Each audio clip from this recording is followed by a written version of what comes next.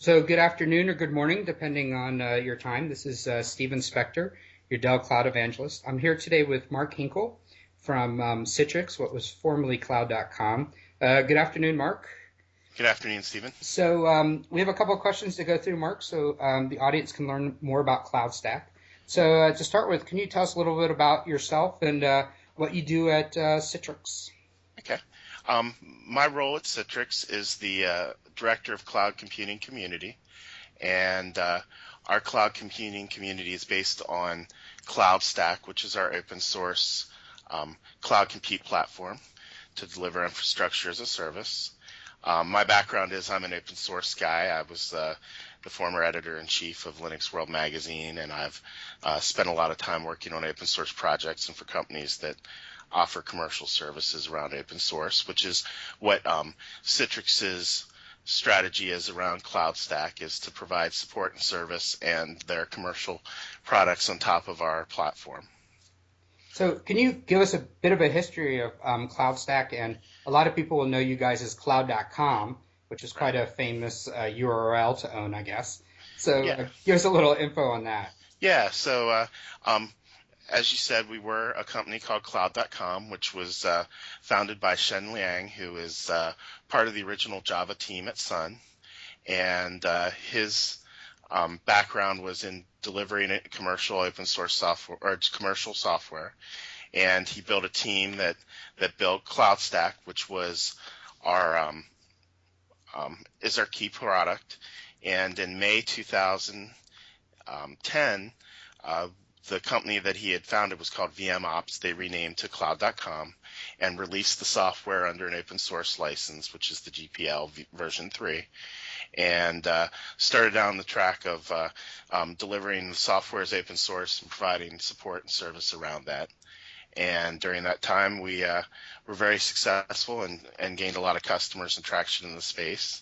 And then in July of 2011, Citrix actually purchased Cloud.com and brought us in as part of their product portfolio, along with some of our other virtualization and data center products like Zen Server is probably one of the better known one, and NetScaler, as well as our traditional application delivery So now, products. now CloudStack is that an infrastructure as a service cloud? Is it software to run a cloud? How would you describe what CloudStack itself Yeah. is? So the category is infrastructure as a service, and specifically what we do is we orchestrate virtualized servers, as well as actually we can do bare metal provisioning of servers as well, to allow them to act in concert as one great big cloud where you can move workloads around and provide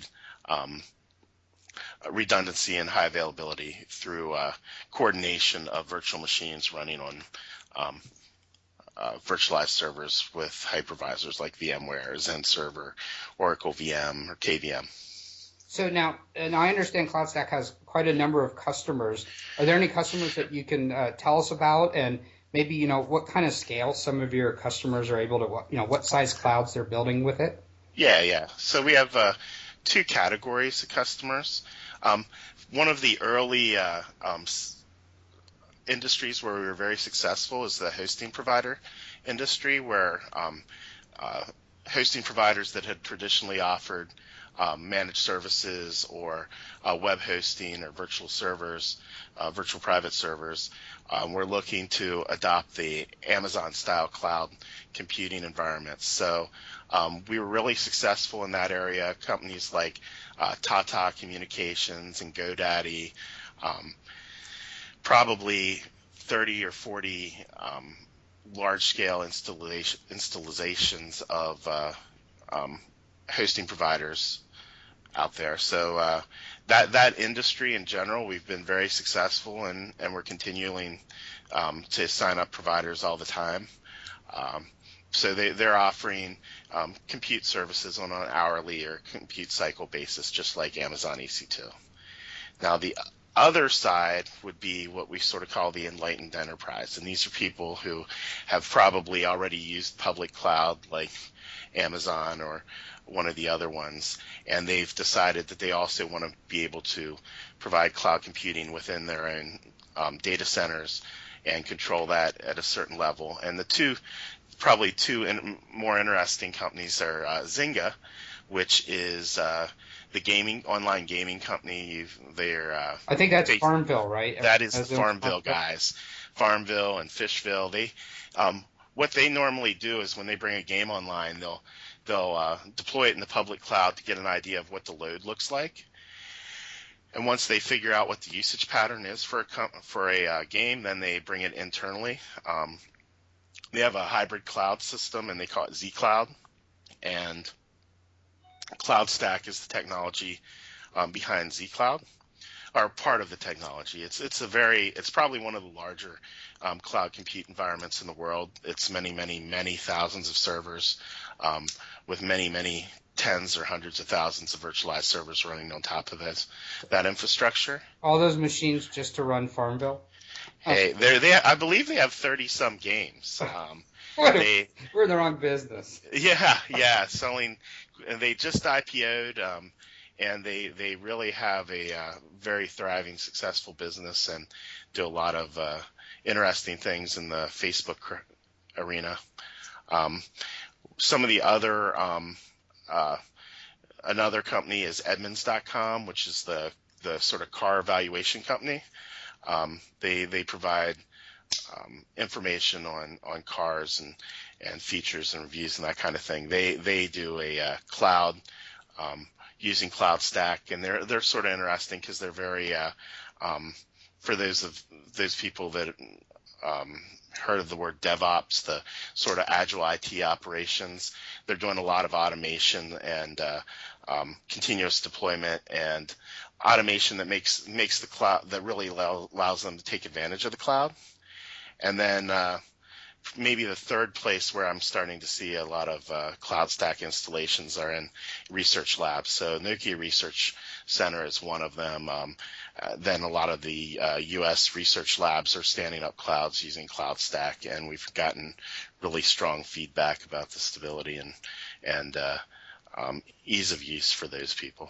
So is CloudStack, I've noticed on your site when I look at the features coming, there's a lot of VMware features. So would you view CloudStack as a VMware cloud alternative for private and public cloud? Is that a competitive thing, or do you see it as a...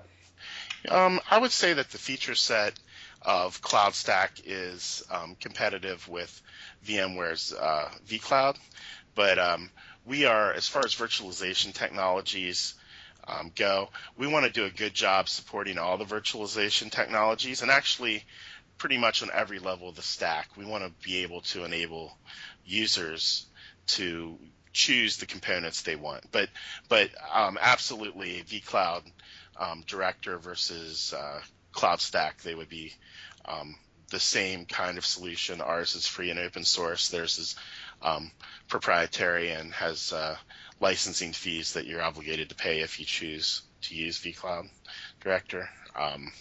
We obviously offer a Citrix support and service, but it's your choice. It's not mandatory. So now, there's a lot, people think of clouds and open source. Obviously, people talk about OpenStack. Is CloudStack related to OpenStack? They're separate projects? Or is there a connection between the two? How would you kind of compare them? Yeah, so OpenStack is a collection of individual technologies that do different things. OpenStack Compute, called Nova, it directly overlaps with what we do as CloudStack. It is virtual machine orchestration, where we've started our project quite a bit before.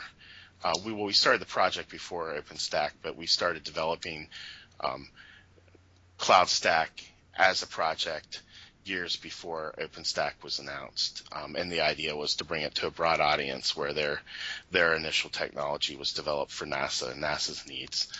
So in that respect, we overlap completely with